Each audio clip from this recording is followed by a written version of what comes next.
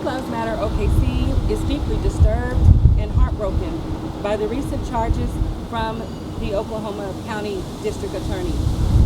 These incendiary charges disproportionately target Black and brown youth and continue the pattern of excessive force by law enforcement against Black and brown persons in those who stand aside us in our fight for liberation.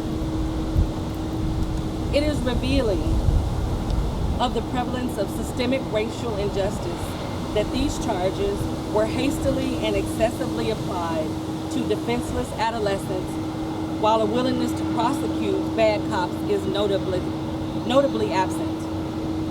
Isaiah Lewis is forever 17. No charges and no justice for he or his family. Derek Scott is dead. No charges and no justice at this time for his family. Olane Jefferson, who perished in the Oklahoma County Detention Center, perished, and no charges and no justice, while an innocent Black man, Mr. Julius Jones, continues to sit on death row, and Mr. Prater won't release the state files of this case. Let us recall that these charges of terrorism and riot arise from property damage to a police vehicle and some broken glass, and it also happened a month ago. Are we as a community any safer now as a result of these charges, when for the last month these same young people have been peacefully protesting, practicing non-violent Kingian strategy? Property damage is not a violent nor an act of terrorism. The only violence committed on May 30th and 31st was the excessive force of those of the Oklahoma City Police Department and other law enforcement agencies, like the County Sheriff's Office and the Oklahoma Highway Patrol, as they needlessly and viciously escalated each and every engagement with the peaceful protesters, using chemical agents banned by the Geneva Convention and lethal rounds to shoot and attack human beings. Mr. Prater is correct that this is not Seattle. This is Oklahoma City. We know exactly what terrorism is. But despite our tragic history, it seems that District Attorney Prater has seemingly forgotten exactly what surrounds and defines terrorism. 25 years ago, at the Alfred P. Murrah building, mass murderer Timothy McVeigh took the lives of 168 innocent people, and his attempt to destroy and dismantle the feelings of community right here in our home state. That was senseless violence. That was terrorism. The continued violent murder of Black lives by police is certainly terrorism.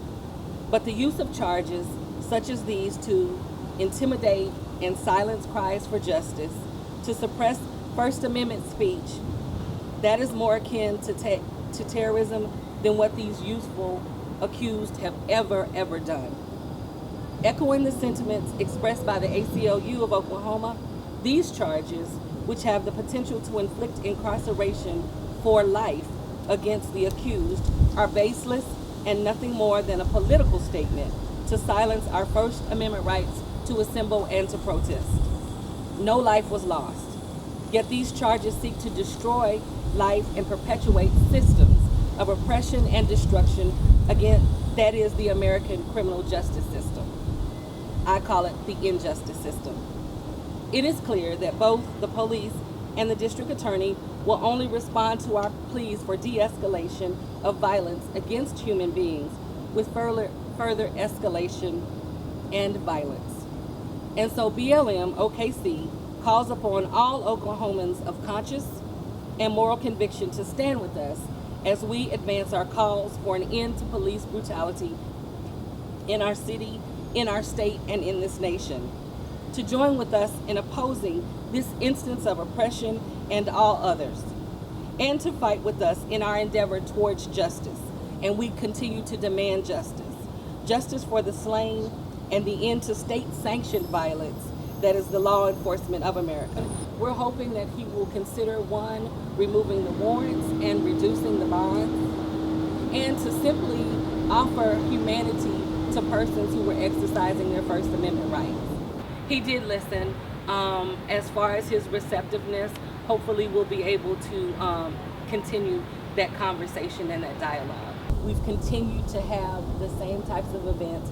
We've continued to peacefully protest, and situations just like that on Thursday, where another black man was literally killed in an incident, in an interaction with police, the highway patrol on Thursday.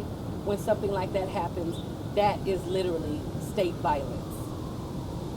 And today's charges kind of span several days, right? As far as when the riots. There were, I believe, they're focusing on two different incidents or two different dates, which is still concerning because, again, all of those people that were named on the second incident were present. Many of them were present for the first, and there still have been no issues, no violence, and really no rioting. I'm interested to see how they define riot. What can you say on behalf of Mr. Weber? Did you see the incident? I was not there when it happened, and I don't want to speak to do anything that would literally could be detrimental to his actual case.